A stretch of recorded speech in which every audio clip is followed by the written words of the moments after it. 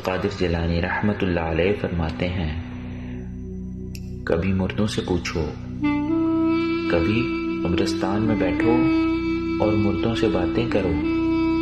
इनसे पूछो तुम्हारा कैसा तजुर्बा रहा, तुम्हारा क्या बना, तुम्हारा खानदान कहाँ है,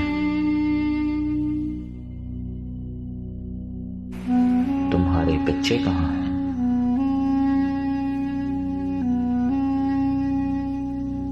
तुम्हारा घर कहाँ है, तुम्हारी मलकियत कहाँ है,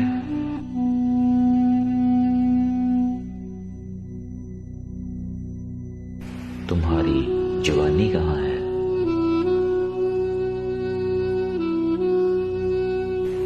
तुम्हारे दोस्त कहाँ हैं, तुम्हारी नफ्स की ख्वाहिशें कहाँ हैं।